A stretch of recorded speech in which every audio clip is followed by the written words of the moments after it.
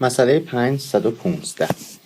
توی این سوال صورت سوال از ما میخواد که دیاگرام های گشتاور خمشی و نیروی برشی رو ترسیم بکنیم و بعد میگه که مقدار نیروی برشی و گشتاور خمشی رو توی نقطه C که وسط این 6 متر هست، یعنی 3 متر از سمت B فاصله داره، به دست بیارید. خب ابتدا بایستی دیاگرام نیروی برشی و گشتاور خمشی رو ترسیم بکنیم. برای این منظور اول بریم عکس‌العمل تکیه‌گاه ها رو پیدا کنیم. ما یه FB اینجا داریم به عنوان عکس‌العمل تکیه‌گاه، یه دونم FA داریم این سمت.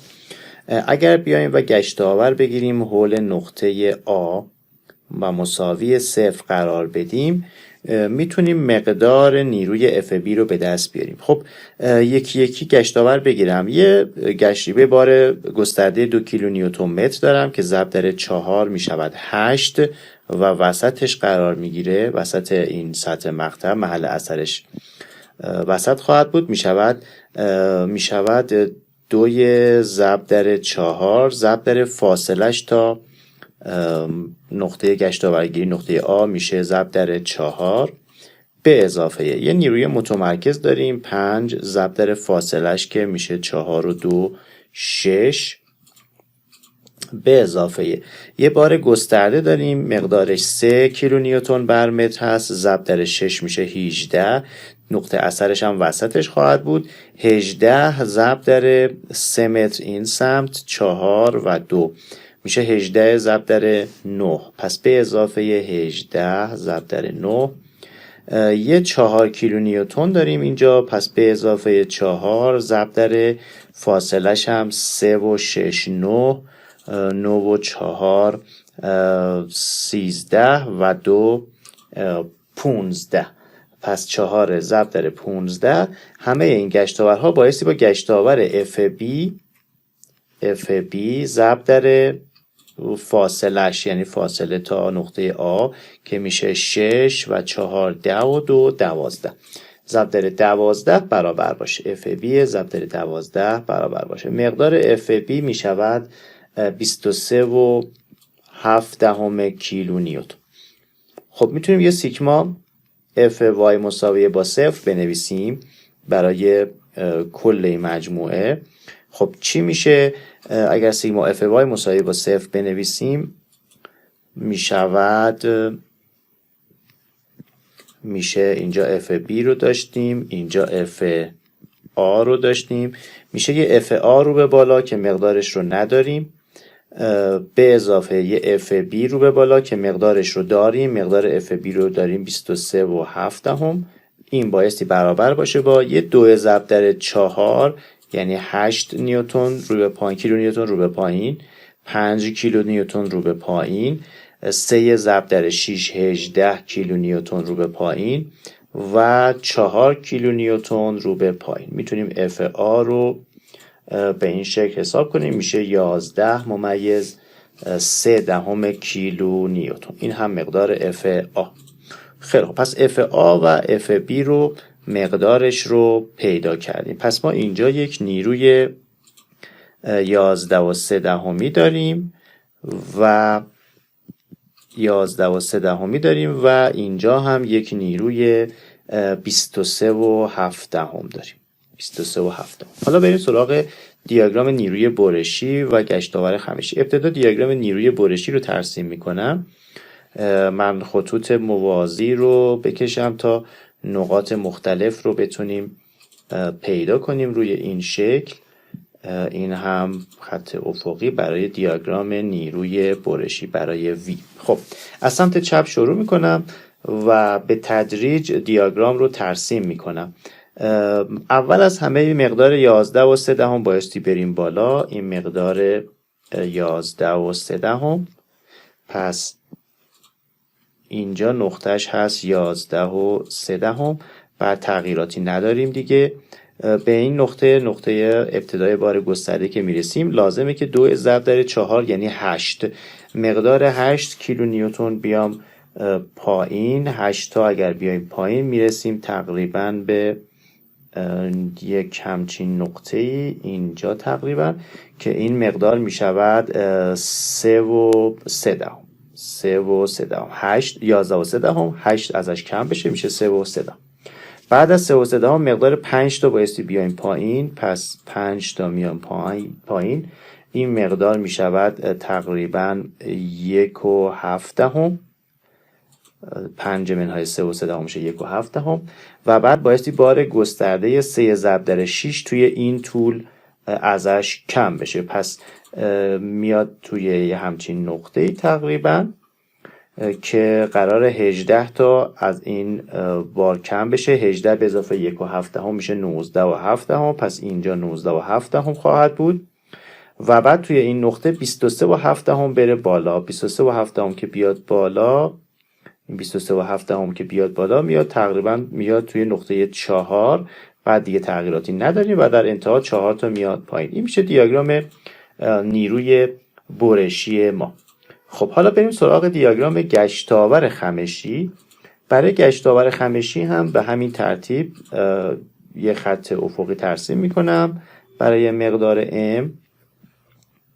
خب از سمت چپ شروع میکنم به محاسبه گشتاور خمشی. قبل از اینکه گشتاور خمشی رو محاسبه بکنم میام و سطوح رو پیدا میکنم تا بتونم راحت‌تر جمع و تفریق بکنم. این سطح هر کدوم از این شکل هایی که روی دیاگرام نیروی برشی مشخص هست رو مقدارش رو پیدا میکنم و داخلش مینویسم. سطح اول، این مستطیل اول میشه 11 و 3 دهم ضرب در طولش که 2 متر هست میشه 22 و 6 دهم. پس این سطح 22 و 6 دهم هست. 22 و 6 دهم. این سطح اول. سطح دوم یه زوزنقه هست با قاعده 3 و 3 دهم و 11 و 3 دهم و ارتفاع 4. خب میتونم مساحت این زوزنقه رو پیدا کنم. مساحت زوزنقه میشه مجموع دو قاعده ضرب در ارتفاع تقسیم بر 2. مساحت داخل این زوزنقه رو که حساب بکنیم میشه مجموع دو قاعده ضرب در ارتفاع تقسیم بر 2، یعنی 3 و 3 دهم به اضافه با 11 و 3 دهم ضرب در ارتفاعش هم که 4 متر هست تقسیم بر 2 میشه 29 و 2 دهم. پس اینجا 29 و 2 دهم هست. 29 و 2 دهم. خب شکل بعدی هم یه زوزنقه هست با قاعده 19 و 7 دهم و قاعده 1 و 7 دهم و ارتفاع 6 متر. میتونم مساحت زوزنقه دوم رو هم حساب کنم. میشود 64 و 2 دهم این مساحت. و آخرش مقدار 4 رو بایستی ضرب در 3 ضرب کنیم که میشه 12. خب سطوح رو پیدا کردم. حالا برم سراغ دیاگرام گشتاور خمشی. از سمت چپ شروع میکنم.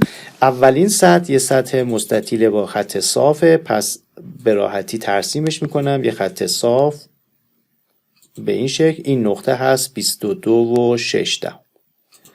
بعد از اینجا بایستی 29 و 2 دهم بهش اضافه بکنم. مساحت روی هر نقطه از دیاگرام گشتاور خمشی رو خواستیم پیدا بکنیم، بایستی بیایم روی نمودار نیروی برشی و مساحت ما قبلش رو پیدا بکنیم. یعنی الان من برای این نقطه‌ای که اینجا ترسیم میشه قاعدتاً بایستی بیام 22 و 6 دهم رو با 29 و 2 دهم بایستی جمع بکنم. خب جمع این دوتا میشه 51 و 8 دهم. یعنی من بایستی بیام روی این نقطه به صورت منحنی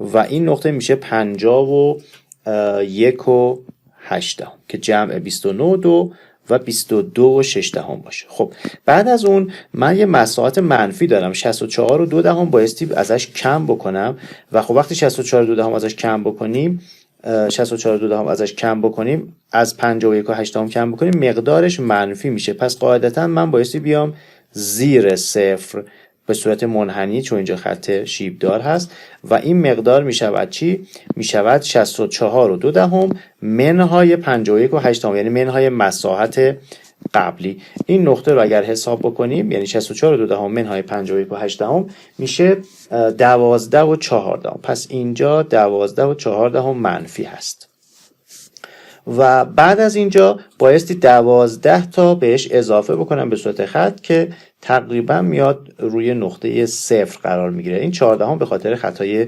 محاسباتی و گرد کردن هست. پس دیاگرام گشتاور خمشی هم به این ترتیب خواهد بود. بعد از اون قسمت بعدی گفته بیایید مقدار نیروی برشی و گشتاور خمشی رو توی نقطه C محاسبه کنید. نقطه C کجاست؟ نقطه C توی این ناحیه قرار داره. پس من یه خط ترسیم بکنم از نقطه C، این خط نقطه C.